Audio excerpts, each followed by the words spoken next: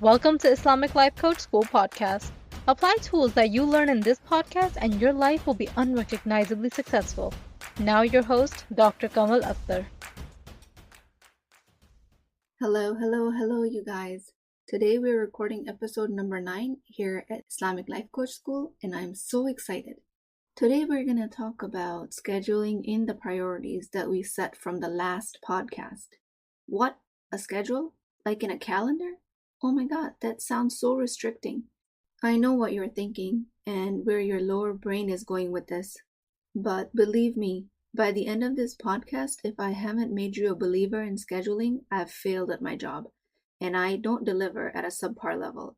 I take my failures very seriously. But that's not going to happen because I'm not going to fail. And you will be a believer. So let's get ready to believing in scheduling.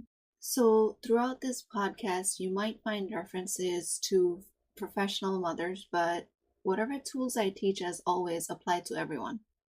Now, as far as scheduling is concerned, the more you plan towards your goals, the more free you'll be.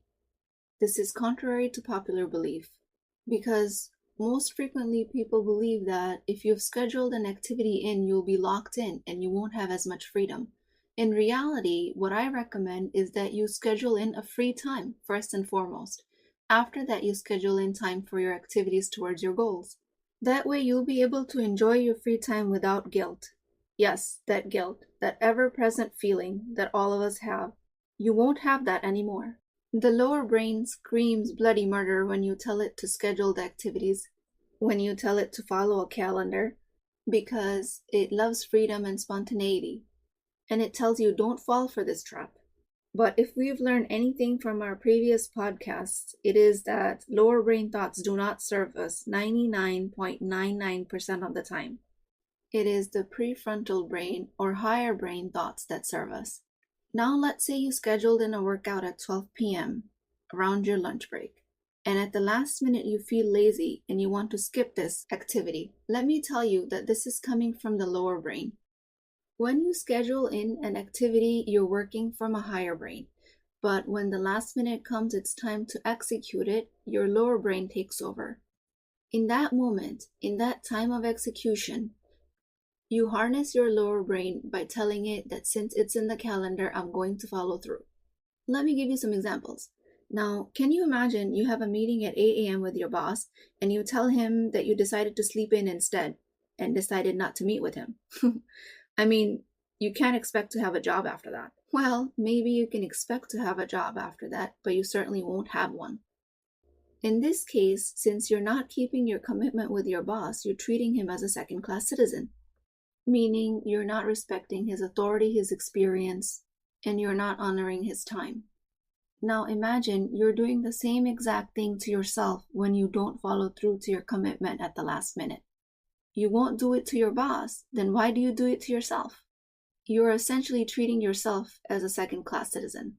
The Google defines second-class citizens as a person who is systematically discriminated against within a state or other political jurisdiction, despite the normal status as a citizen or legal resident there.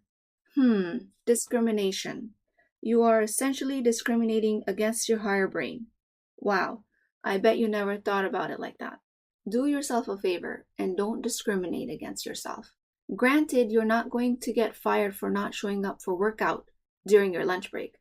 I mean, most commitments that we break to ourselves do not have any immediate negative consequences, which is why our lower brain gets away with it unsupervised. It runs around uncontrolled like a wild animal. But ask yourself this. How is it that you feel when you don't show up for your own commitments? You have guilt, you have drama, you have proven to yourself that you're not made for workouts or any other commitment, and you have perpetuated the cycle of low confidence and self-sabotage. Ask yourself this question genuinely. What results are you getting in your life by not following through to your commitments? So make yourself this promise. Do not treat your higher brain as a second-class citizen. Your higher brain has as much legal status inside your skull as your lower brain. I mean, my medical colleagues are probably shaking their heads around my medical and anatomical explanations, but that's okay. We're gonna roll with it. Now imagine someone that you dearly respect, your role model, your mother, your father. Now let's imagine that you have an opportunity to have lunch with them. Let's say you have an opportunity to have lunch with Mother Teresa. Would you ever stand her up for that lunch date? No, never. You respect them so much. The same applies to you, my friend. Respect yourself and your time and your commitment, and the result will be so much more fruitful. Respect yourself. You are 100% worthy. Don't treat yourself as a second-class citizen. Honor your commitments and show yourself the love and respect that you deserve. And this all sounds pretty easy when you take the lower brain out of the way. So we set our priorities out of our wants in the last podcast. Now it's time to schedule them in so we can actually achieve those goals. And we've already established how to keep those commitments by keeping the lower brain out of the way. So which calendar are you going to use? You're actually going to need a calendar to do this. And the calendar I recommend is something I've been working very hard on. It's available on my website for $75. No, I'm just kidding. There is no calendar on my website for $75. You're going to use any calendar that you have. No, seriously, don't go to my website looking for a calendar. It's not there. You can't purchase it. So basically, you can use any calendar you have. Any electronic one, big one, small one, the ones you stick on refrigerators, the one you carry in your pockets. Any calendar that you are more likely to use is what you're going to use. I personally use a Google Calendar, but you can use any one with flowers, bells, whistles, you get the picture. So the course that I offer, Gain 20 Hours in Your Week, has to do with scheduling in the priorities next. So for this part, you'll have to sit down and fill in the priority goals in the calendar. Number 1 priority will take up the most time in the calendar, and then number 2, and then number 3. The third priority for now will take the least time. But for the very beginners, I recommend that you only schedule in time for priority number 1, and that's it. Just pick one priority to schedule that in and drop the rest. And I know your lower brain is throwing a conniption, showing you fear about how is it that you can drop the rest of your priorities. But just know that it's doing its job.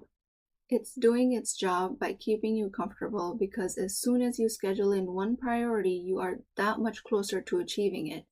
And you're stepping outside of your comfort zone. And your lower brain's job is to keep you comfortable. How cute. I just love our lower brains. And with that, you just drop all the confusion and the overwhelm. You pick one priority and that's it. And you schedule it in. And you keep your commitment to yourself. So I've alluded to this before, but why do you have to go through the hassle of scheduling it in?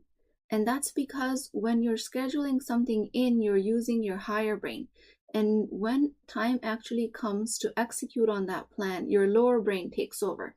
Once you've scheduled that in, you have a commitment to yourself that then you can utilize to take your lower brain out of the way.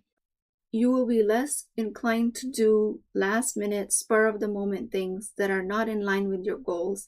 You will have taken out guilt from the picture and you will have more freedom. You will actually enjoy your free time more when you're not being weighed down by the thought that you haven't done anything productive towards your goal. When you've scheduled in the free time, you're not going to worry about charting on patients, returning phone calls, or tomorrow's clinic schedule, or the next day's meetings, or your children's dental appointments, medical appointments. When you have scheduled in the free time, you're going to enjoy yourself. You have scheduled in the rest of the time to worry about the rest of the things. Doesn't that sound so liberating? And believe me, guys, it is liberating. When you get rid of all the mental chatter about everything you have to do by scheduling in time for all of it, you have given yourself the mental peace and tranquility. And that is a beautiful gift to give yourself. I always hear people say, well, all these time constraints and busy lifestyle and scheduling is just a demand of the modern day culture. As if when humans lived in caves, they had no demands. They had problems of their own. We have challenges of our own. Problem becomes when we propagate these challenges and make them bigger and bigger problems, and don't employ our prefrontal cortex for planning and scheduling. That prefrontal cortex, that is my favorite. Such a powerful tool. We don't utilize it and pretend we're at the mercy of time and busyness is an unavoidable circumstance. Now, with that, I pray to Allah subhanahu wa ta'ala that He gives us insight to use our higher brain, make precise commitments to ourselves, and give us the intelligence to honor these commitments. He gives us capacity to honor our commitments through love and integrity for ourselves, the same way that He has shown us love and mercy and integrity by giving us such a superior gift. And with that, I will leave you to ponder and think. Until next time. Hey, are you thinking about coaching? I invite you to a complimentary consultation with me where I can help you define the solution to your problem, regardless if you choose to work with me in the Empowered Muslim Women program or not. So you really have nothing to lose. Access the appointment link through the show notes, and inshallah, I will see you there.